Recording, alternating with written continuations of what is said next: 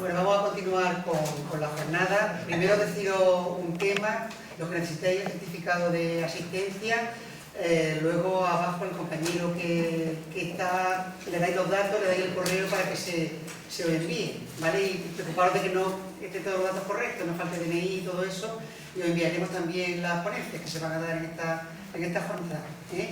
Comprobarlo antes de ir para que recibir bien el certificado de asistencia, ¿vale?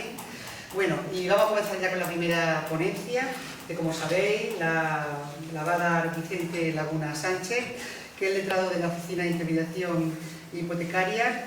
Creo que el alcalde ha hablado un poco en la introducción de la jornada sobre el magnífico trabajo y la magnífica labor que está haciendo tanto César López Osa como Vicente Laguna, que comienza por la jornada dando su primera ponencia. La verdad que lo hacen de una forma altruista.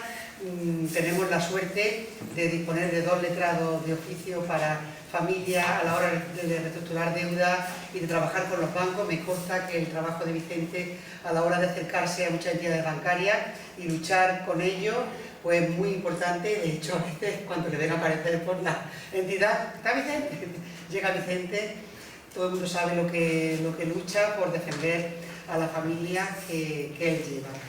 Pero además de todo eso, pues tiene un extenso currículum que tengo aquí. Voy a nombrar algunos de sus trabajos, más que nada porque son muchos. Él terminó la carrera en el 1989, y hay que hablar de 1900 porque estamos ya en los 2000, y empezó en 1990 como abogado en Marbella, con una pasantía con don Luis Casaseca Navas, y tiene una experiencia profesional, por tanto, desde ese momento. Está colegiado tanto en el Colegio de Abogados de Málaga como en el de Jaén. Fue el primer abogado que el 22 de julio del 21, que utilizó el protocolo de actuación de juicio de conformidad el 24 de noviembre de 2009. Es componente de la Junta Electoral de Zona de Andújar desde 2000 y para las elecciones generales, las locales, el Parlamento Europeo, y es miembro también en el Ayuntamiento de la Comisión Informativa Municipal de Estética y Patrimonio del Ayuntamiento de Andújar. Como veis, es una persona que participa mucho en la sociedad y en trabajar por nuestra ciudad. Como les digo, es abogado también de la Oficina de Intermediación Hipotecaria, que es por lo que está aquí hoy, y designado como administrador judicial por el Juzgado Mercantil de Jaén en diversos procedimientos. Tiene innumerables cursos y jornadas relacionados con su ejercicio de abogacía. Voy a nombrar algunos: curso de iniciación al derecho concursal, problemas prácticos de ejecución de sentencias penales, gestión urbanística a través del sistema de actuación, contador partidor, segundo curso sobre responsabilidad penal del menor y maltrato infantil, jornada sobre ley concursal, jornada sobre el nuevo baremo de tráfico, curso sobre responsabilidad penal del menor y maltrato infantil, curso sobre derecho penitenciario, cobro de deuda en la ley de enjuiciamiento civil, nueva ley de enjuiciamiento civil, derecho y urbanismo, ley de propiedad horizontal, una jornada de liquidación de las sociedades gananciales, derecho fiscal, el máster de asesoría fiscal de empresa. Bien, él está aquí con nosotros, como le digo, por letrado de la Oficina de Intermediación Hipotecaria de Jaén, y la ponencia que nos va a realizar es sobre la ley de segunda oportunidad. Yo les recomiendo que atiendan mucho a sus palabras. Yo creo que va a ser muy importante lo que nos puede contar, puesto que nos puede ayudar sobre conocer cuáles son los recursos de los que disponen las administraciones. Como les digo, como responsable del área de vivienda del Ayuntamiento, me pongo a su disposición, a disposición de todos ustedes, tanto a nivel profesional como personal, para todo lo que necesiten, y actuaremos de coordinadores entre todas las administraciones, estando en contacto directo con los letrados para todo lo que necesiten. Desde luego contar conmigo, con la oficina y con el Ayuntamiento. Voy a darle paso a él, que es lo que nos interesa. Decirle también que no solamente agradezco su presencia como letrado, sino que se lo agradezco como amiga. Soy amiga de Vicente, tengo la suerte de serlo desde que éramos jovencillos y estudiábamos en el instituto. Desde muy pequeñitos somos muy amigos y, por tanto, bueno, ¿qué voy a decir de él? Que disfruten de su ponencia, que espero que les sea a todos de mucho interés. Bueno, buenos días. En primer lugar, agradecer a Encarna Camacho pues, la presentación que me ha hecho. La verdad que se nota que es amiga porque la mayoría del currículum es mentira. Es mentira, no es mentira, es verdad. Bueno, lo que sí quiero comentaros es que voy a intentar hacer llegar algo que tiene una complejidad a nivel jurídico bastante grande. Entonces, sí es verdad que creo que a algunos se os puede quedar corta por el tema jurídico y a algunos otros quizás pues, pueda parecer que se queda un poco corta de conocimiento. La idea será hacer un esquema básico de qué se trata esto y que tengáis luego también la posibilidad de ir a la ley a ver los detalles, diferentes detalles o cómo está regulado.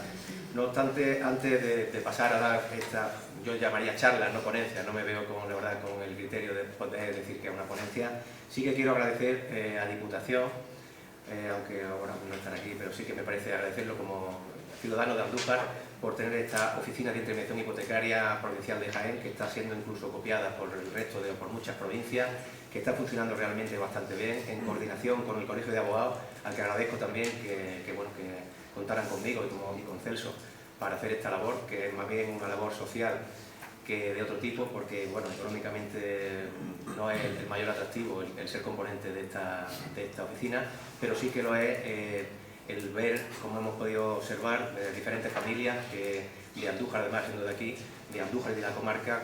Os podría hablar un poco por encima de decir que han reestructurado, es decir, que su deuda hipotecaria, al que estaba pagando una cantidad que no podía asumir, ahora está pagando una cantidad muy pequeña para que pueda quedarse en su casa.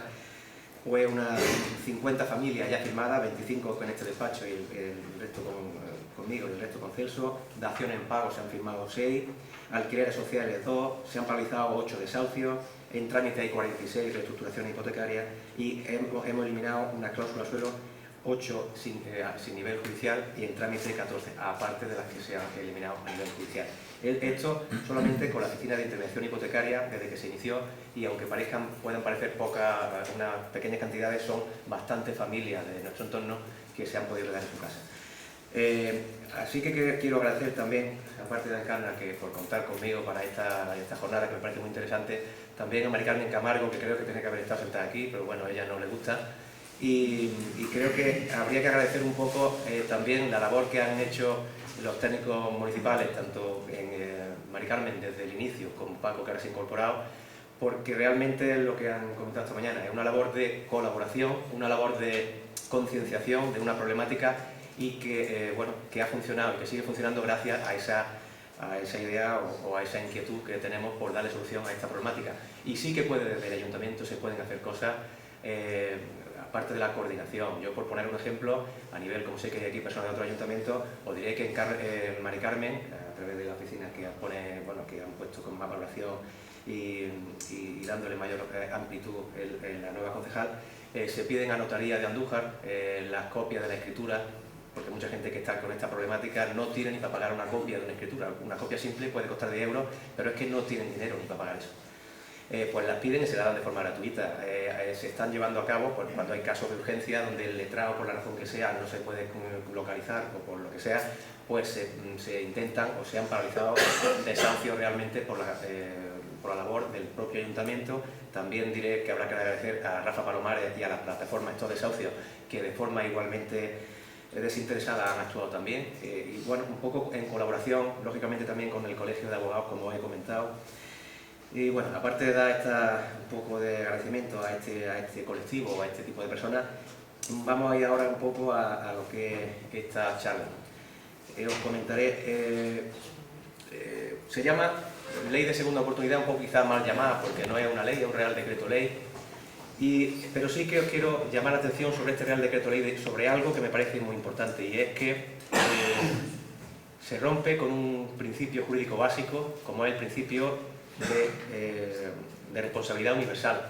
Ahora os explicaré un poco, que viene en el artículo 1911, como sabéis, y os iré un poco explicando cómo con este organismo, la idea básica que quiero que os llevéis es que con esta aplicación de este Real Decreto Ley y abonando una serie de deudas, una persona tanto individual, incluso sea también empresario o incluso individual o empresario, las personas jurídicas pueden acudir a otro acuerdo que ahora os comentaré, pueden acabar exonerándose, es decir, se le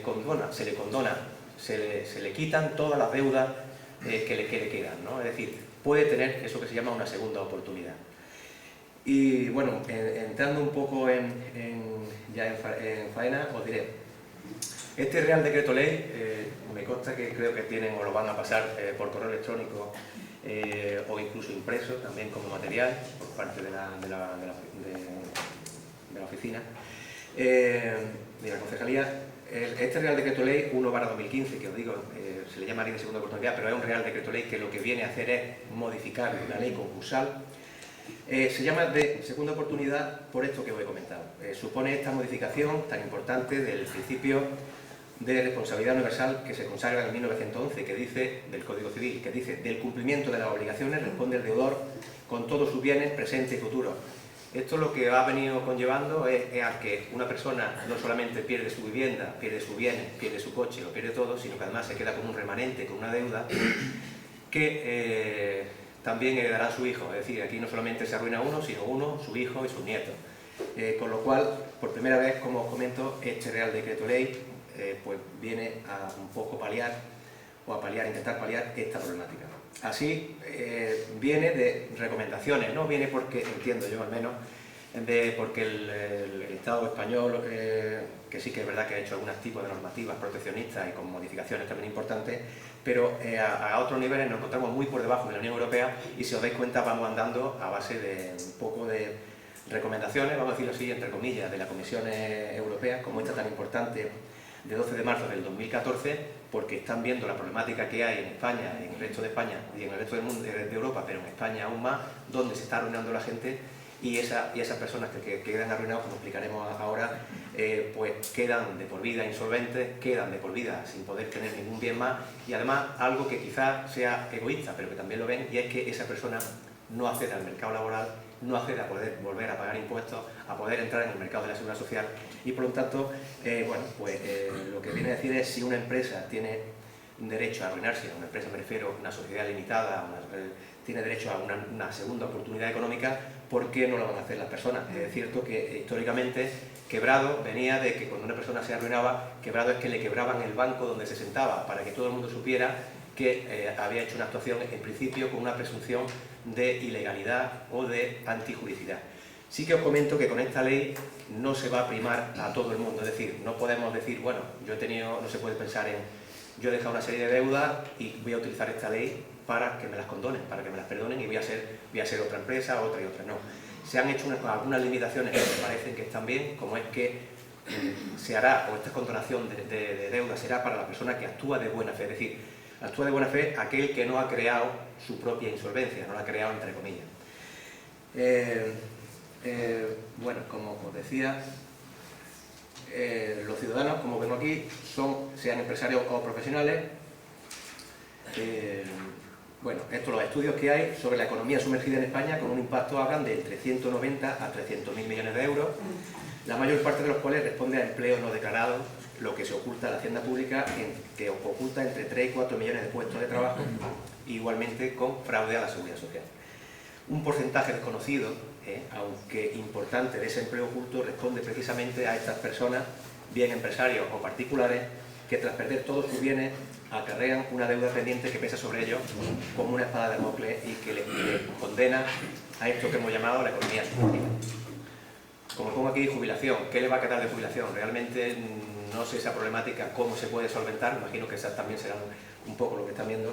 A una persona que a partir de 40 o 50 años se queda sin poder trabajar más, ¿cómo se le va a articular la posible jubilación de él y su mujer, o de su familia? Bueno.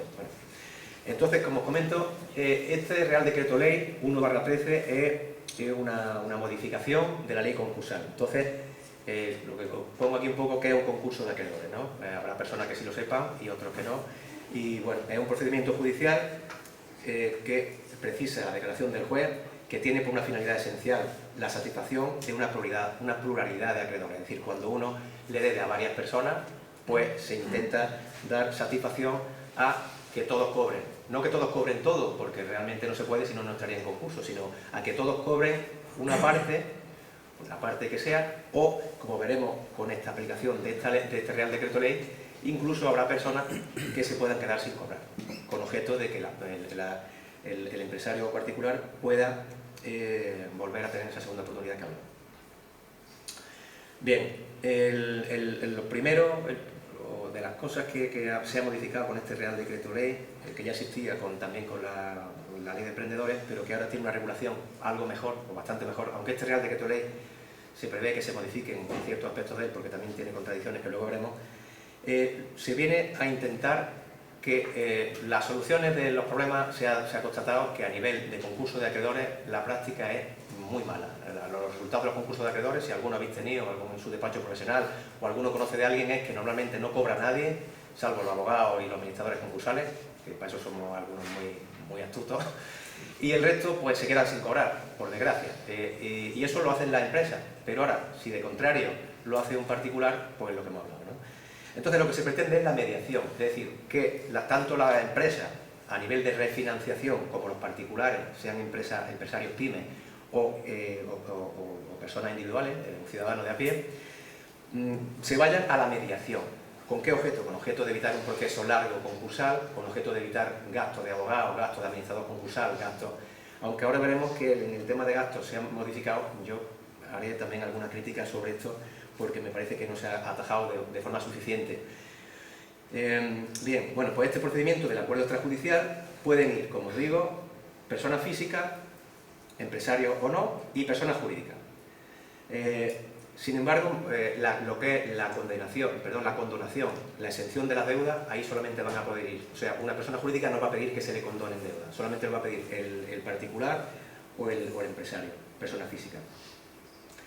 Este acuerdo extrajudicial no le resulta de aplicación a los créditos de derecho público, es decir, a Seguridad Social y a Hacienda no le afecta el acuerdo extrajudicial de pago, pero luego sí veremos que sí le puede afectar tanto a Hacienda Pública como a la Seguridad Social la exención o la exoneración del pasivo satisfecho. Es decir, si se hace de una forma determinada, como os explicaré, a una persona que tiene deuda con Seguridad Social y con Hacienda, también por primera vez, algo que no ha ocurrido hasta ahora, también podemos aplicarle la condonación de estas deudas. Es decir, algo que no era pensado, porque siempre, como dicen algunos profesores o algunos maestros de Derecho Mercantil, se ha legislado en España para el poderoso, y es verdad, se ha legislado protegiendo, dándole protección especial a las entidades bancarias, a Hacienda, a la Seguridad Social, y sin embargo se ha legislado hasta ahora donde el más poderoso, como digo, ha tenido más poder y el menos, pues, en contra de él. Entonces, a partir de ahora empieza a cambiar este criterio. Y ahora sí, Seguridad Social y Hacienda Pública se pueden quedar sin cobrar y no les pasa nada tampoco. Ya digo que no en todos los casos, pero sí en casos de deudores de buena fe. ¿En qué consiste este acuerdo extrajudicial?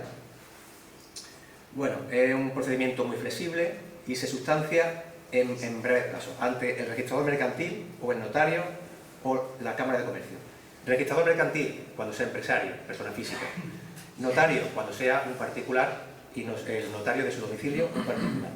Y se prevé la Cámara de Comercio, aunque creo que todavía no han asumido esta labor de mediación, pero también están en ello y lo van a poder llevar. Si es una persona física, este acuerdo esta solicitud de acuerdo, se presentará ante el juzgado de lo mercantil.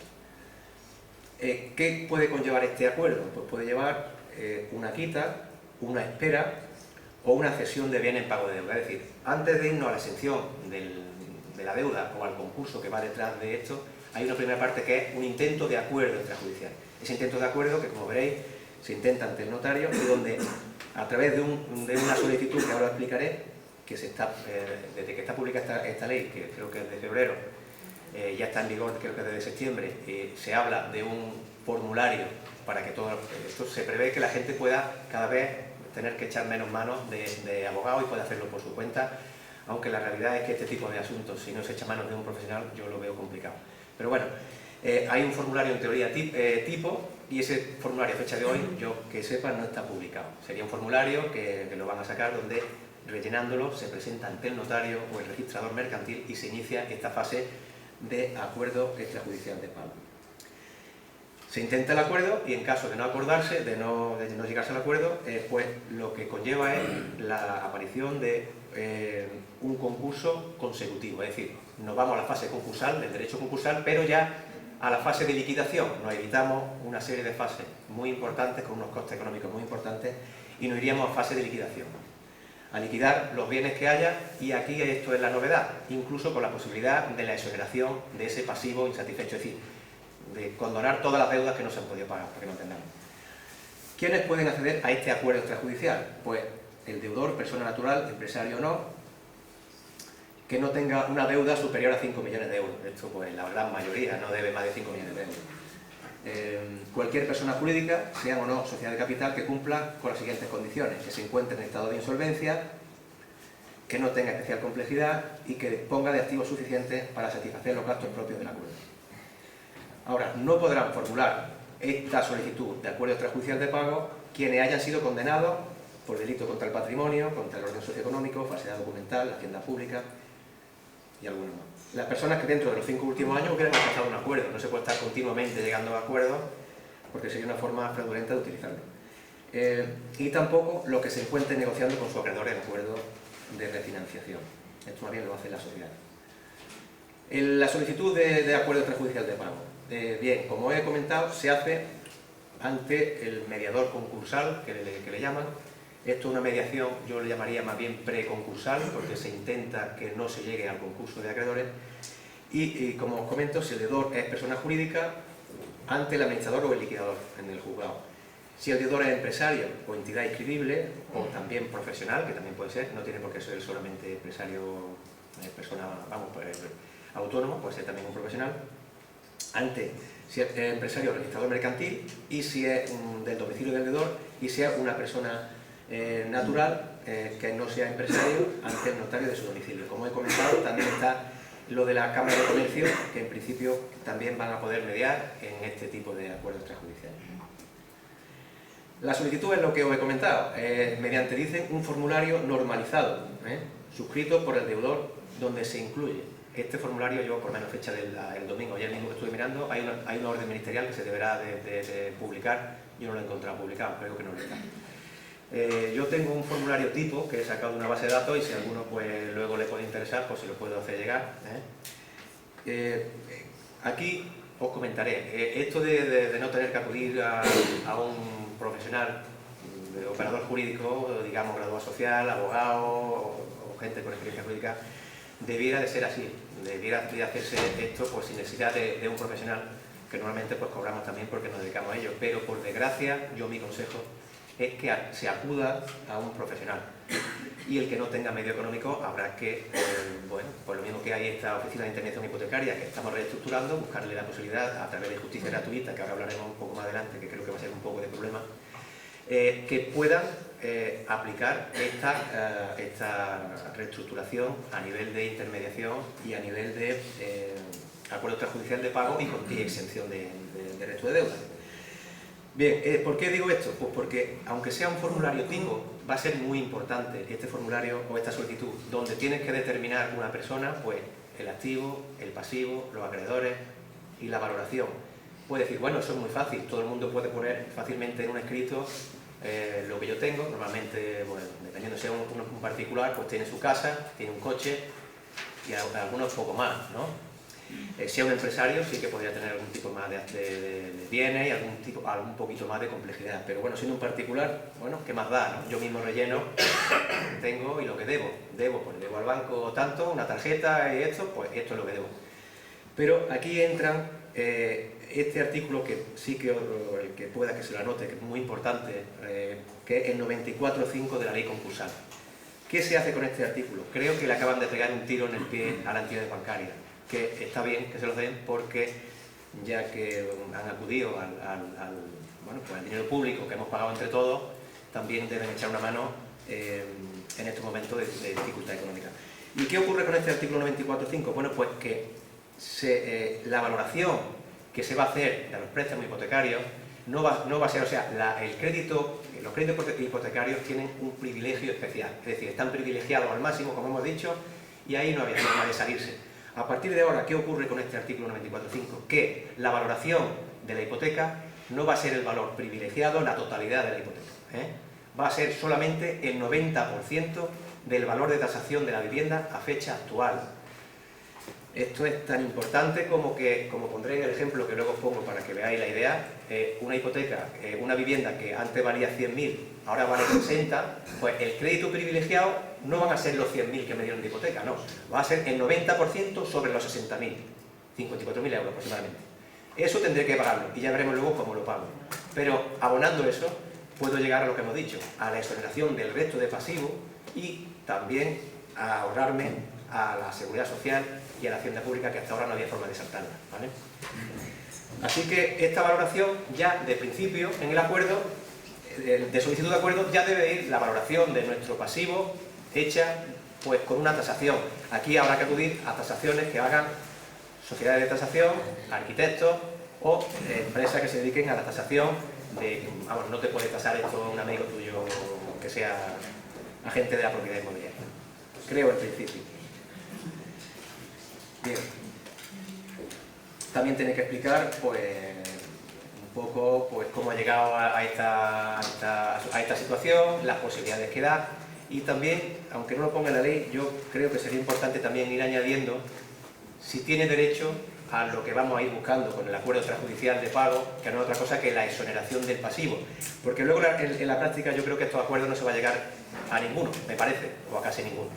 ¿Por qué? Pues porque los bancos, por las buenas, por desgracia, por lo menos mi experiencia, y creo que la de muchos compañeros, si no es porque le obliga la ley, es muy difícil que hagan algo, Entonces, la práctica de este acuerdo sí es muy importante.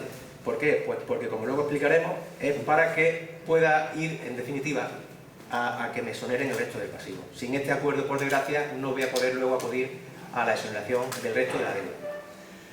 ¿Qué efectos tiene el inicio del expediente? Bueno, también unos efectos muy importantes para el acreedor, como son se suspenden el devengo de intereses de los créditos que pudieran verse afectados, se prohíben el inicio o se paralizan, eso sí también es muy importante, la ejecución hipotecaria ya iniciada. Yo sé que algún compañero de Andújar ya ha utilizado este artículo y esta posibilidad para paralizar un desahucio, para paralizar un lanzamiento. Luego irá más completo o menos completo la solicitud, tendrá más problemas o tendrá menos, pero el lanzamiento se para. Luego ya veremos si se cumplen los requisitos o no, pero ya ganamos tiempo en el procedimiento de ejecución hipotecaria. Luego, eso sí es cierto, que el plazo de paralización es de 3 meses o de 2 meses si es un empresario individual. Esto es una de las críticas que hacen los juristas, y es que no es normal que a una empresa sí que se le paralicen los procedimientos de ejecución hipotecaria con sus bienes patrimoniales de la empresa y que a un particular no se le paralice la ejecución hipotecaria, no se suspenda la ejecución hipotecaria con su vivienda habitual. Esto es ahora algo que hay que modificar. ¿Por qué? Pues porque ¿para qué se va a meter un concurso de acreedores? Antes nadie lo aconsejaba en su despacho, si sabía que la entidad bancaria, que eran los máximos deudores, continuaban con el procedimiento de ejecución hipotecaria y nadie los paraba. A partir de ahora esto va a variar más o menos. Bueno, el deudor no puede hacer ningún tipo de acto de disposición, por supuesto. Tú estás diciendo que quieres llegar a un acuerdo, no te vas a poner a vender lo que tengas.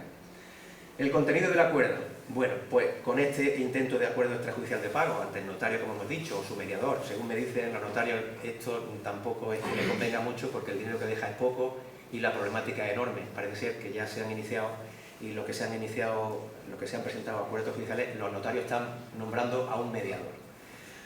¿Por qué? Porque es que la cantidad de obligaciones que conlleva ser mediador de un acuerdo de esto es enorme y el dinero es poco, es lo que se cobra.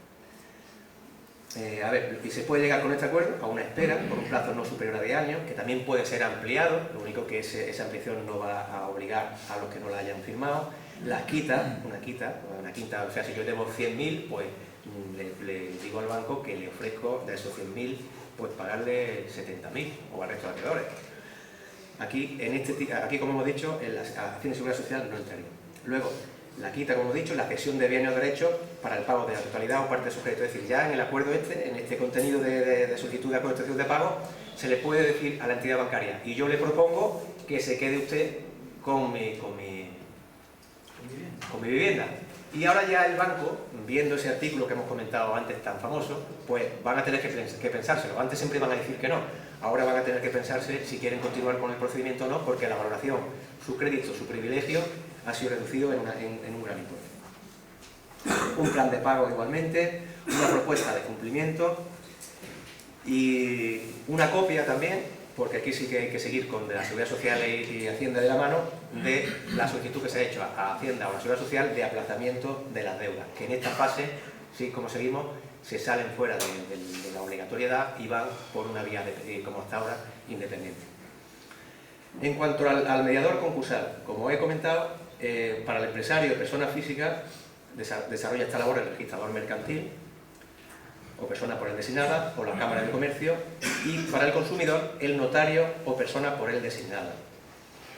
El mediador concursal va a ser una figura bastante importante, o puede ser muy importante, en la consecución de lo que queremos. Es decir, lo que queremos es llegar a un acuerdo con los acreedores, abonar las deudas que se puedan, e intentar no llegar a la última fase de liquidación de todo el patrimonio del deudor.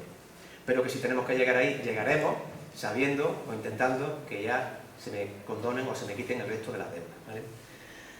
Así, aquí es cierto que aquí hay otra contradicción en la ley, es decir, uno va al notario casi como al confesor, según esto, al que va a ser el mediador o al mediador que nombre el notario, y uno le va a abrir su corazón y le va a explicar pues todo lo bueno y malo que ha hecho, si antes de solicitar el acuerdo extrajudicial ha tenido que vender algo porque le hacía falta, o una serie de datos que cuando alguien da este tipo de información, normalmente a un profesional tenemos un derecho, una obligación de confidencialidad, que aquí la ley, pues el artículo 72.1 de la ley concursal se lo ha ventilado. Es decir, yo le cuento al mediador, al notario en este caso, o al mediador que él nombre todo lo que yo he hecho, y luego puede utilizar esta información en mi contra si tenemos que o irnos a la fase de concurso.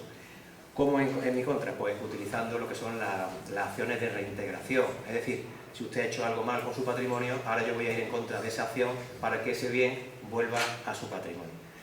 Esto es como una de las críticas que hacen los grandes juristas que han visto esta ley y creo que tendrá que ser también modificada. La reunión de acreedores. Bueno, pues una vez que el mediador concursal acepta el cargo, no le queda otra, o sea, al notario no le queda, después no puede decir sí o no. El notario tiene que aceptar por fuerza y por ley. Y ahora el notario, o bien él, o bien la persona que él determine, tiene que aceptar el cargo y en los 10 días siguientes a dicha aceptación comprueba los datos, la documentación, y ve los errores que hay que se pueden subsanar. En este mismo plazo comprueba la existencia y cuantía de los créditos, convoca al deudor y a los acreedores que figuren en la lista que se le ha presentado o que tengan el conocimiento por cualquier medio a una reunión que se celebrará, me imagino que en notaría, dentro de los 2 meses siguientes a la aceptación en la localidad donde el deudor tenga su domicilio. Aquí, nuevamente, los acreedores de derecho público no van a participar. El porcentaje para la adopción del acuerdo extrajudicial de pago, pues, como explico, como se viene aquí determinado, si hubiera votado a favor del acuerdo el 60% del pasivo que pudiera haberse afectado por el acuerdo extrajudicial, los acreedores cuyos créditos no gocen de garantía real, es decir, que no garantía real es una hipoteca, o por la parte de los créditos que ceda del valor de la garantía real, quedarán sometidos a la espera, ya sean de principal, de interés o de cualquier otra cantidad deudada, con un plazo no superior a 5 años, a quitas no superiores al 25% del importe de los créditos. Si hubiera votado a favor del mismo el 75% del pasivo, igualmente quedarán sometidos a la espera con un plazo de 5 años o más, pero en ningún caso superior a 10 años. Quitas superior al 25% del importe de los créditos y a las demás medidas previstas en el artículo 236. Un poco lo que os voy a decir es lo que os he comentado con anterioridad. Esto está bien en la ley, pero en la práctica yo no creo que se vaya a llegar a ningún tipo de acuerdo extrajudicial. En mi opinión, igual me equivoco y las entidades bancarias cambian el chip y se llegan a acuerdos. Yo realmente no lo creo, ¿eh? No obstante, bueno, ahí están, porque privilegiados también está la Seguridad Social y Hacienda Pública y no sé lo que también el voto cómo sería, pero bueno, ahí está. Si existe acuerdo, bueno, pues existe acuerdo, que ha habido una quita, ha habido una espera o ha habido una dación en pago de la vivienda, vemos un poco que se ha terminado. Si está abierto por el notario, queda cerrado el expediente. Si está abierto por el registrador mercantil, se firma una escritura y queda cerrado el expediente. El notario o el registrador debe comunicar el cierre del expediente al juzgado. También se debe dar cuenta del hecho por certificación a los registros públicos de bienes competentes, se publica la existencia del acuerdo en el BOE. Todo esto son una serie de gastos también, que es lo que os venía un poco antes a adelantar, que de donde una persona que no tiene casi para comer o para pagar la electricidad va a poder pagar este tipo de gastos. Será sin una asistencia jurídica gratuita, porque hasta ahora el concurso era un lío, pero si uno tenía derecho a asistencia jurídica gratuita, lo llevaba absolutamente todo gratis, si tenía derecho a ello, y a partir de ahora, ya os digo, este tipo de gastos, bueno, a ver cómo se pagan. En principio con cargo a lo que se llama créditos contra la masa. En la práctica ya veremos a ver cómo se paga, no lo sé, en principio. En fin, luego, ningún acreedor afectado por el acuerdo puede iniciar o continuar ejecuciones, el deudor puede solicitar la cancelación de los correspondientes embargos, los créditos quedan aplazados y remitidos conforme a lo pactado, y sí, esto sí, los acreedores conservan las acciones con respecto a los fiadores o avalistas. El mediador concursal debe supervisar el cumplimiento del acuerdo. Esto no sé cómo se va a articular, pero en principio el notario o el mediador que nombre tiene que ver o supervisar que se cumple. Si se cumple íntegramente, lo debe hacer constar en un acta notarial, que se publica nuevamente en el BOE, y si el acuerdo extrajudicial de pago se incumple, debe dictar el concurso, como he dicho, que se llama concurso consecutivo. Si se llega a un acuerdo, pues también los acreedores pueden impugnarlo. Dentro de los 10 días siguientes a la publicación, el acreedor que no hubiera sido convocado o no hubiera votado a favor, o hubieran manifestado con anterioridad su oposición, puede impugnarlo. También son 3 los supuestos que se legitiman para poder impugnar: no haber sido convocado, que no hubiera votado a favor del acuerdo, o que se hubiera manifestado su oposición dentro de los 10 días anteriores a la reunión. Ahora, si no ha habido acuerdo extrajudicial, que por desgracia, como digo, entiendo que va a ser lo habitual, nos vamos al concurso consecutivo. Tiene consideración de concurso consecutivo el que se declara a solicitud del mediador concursal, que hemos dicho es el notario o persona que designe, o el registrador mercantil, si es un empresario, o del propio deudor. ¿Y por qué? Pues porque ha sido imposible llegar a un acuerdo, porque ha habido un incumplimiento del plan de pago, o porque se ha anulado el acuerdo extrajudicial alcanzado y se abre la fase de liquidación. ¿Qué se consigue con este Real Decreto Ley? Algo que antes no existía, y era una persona, un particular, metía un concurso de acreedores y no tenía bienes, no tenía masa para poder pagar la deuda, y directamente el concurso se cerraba porque no había bienes suficientes para llegar a acuerdo y para pago, es decir, por inexistencia de masa. ¿Qué ha ocurrido a partir de este Real Decreto Ley? Que personas que no tienen masa, que no tienen bienes, pueden acudir a la mediación y al concurso consecutivo, sabiendo que va a acabar ese concurso consecutivo, pues como hemos dicho, con la liquidación de sus bienes y la exoneración de la deuda. Bien, pues se abre la fase de liquidación, como hemos dicho. Bien, la solicitud del concurso consecutivo, hemos dicho, la formula el deudor o el mediador concursal, debe de acompañar un informe del artículo 75 de la ley de concursal, que es donde aparece el activo, el pasivo, un plan de liquidación, que eso lo tiene que hacer el notario. En caso de concurso de persona natural, deberá asimismo pronunciarse sobre la concurrencia de los requisitos establecidos legalmente para el beneficio de la exoneración del pasivo. Es decir, desde esta fase ya el notario o el mediador concursal va a comunicarle al juez si la persona cumple los requisitos para que realmente lo que estamos buscando, se le quiten el resto de deuda. Por lo que, como he comentado, desde el inicio del expediente, la persona que lo haga debe de ir la solicitud hecha para que se vea en el cumplimiento y que esta persona pueda acceder a este beneficio, que en definitiva es lo que se busca. El juez designará administrador concursal al mediador, al notario o a la persona que designe, y por esto no va a percibir retribución, salvo que le hubiera sido fijada en el expediente de mediación extrajudicial. Bien. El nombramiento de administrador, sea o no designado, se efectúa por el juez en el auto de declaración de concurso. Esto es un poco rollo, la verdad, pero viene un poco en la ley, que nos lo podemos saltar si queréis, pero bueno. Aquí, como os comento, el plazo de 2 años para la determinación, es decir, a partir de ahora que el juez nombra el administrador concursal ya, pues el notario, como he comentado con anterioridad, o el mediador, tiene a partir de esa fecha 2 años para ejercitar acciones de rescisión. Como he comentado, pues eso, que si hay alguna cosa que alguna operación jurídica, una venta o algo que ha hecho el deudor, pues puede pedir la anulación de esa venta para que vengan sus bienes nuevamente al concurso.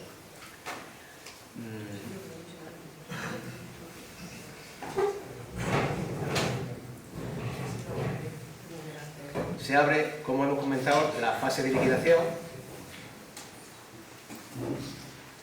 Aquí el concursado, es decir, el deudor y los acreedores, pueden pedir formular observaciones sobre la concurrencia de los requisitos exigidos para acordar el beneficio de la exoneración.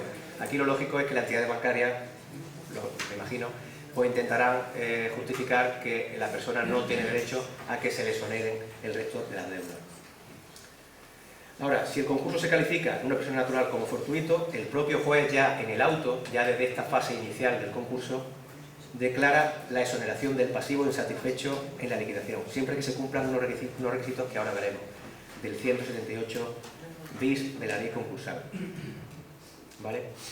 Ahora, para personas naturales no empresarios, hay un artículo, este artículo, el 242 bis, os harán llegar, como he dicho, la documentación para que todo este rollo lo podáis ver, vamos, o podáis leerlo.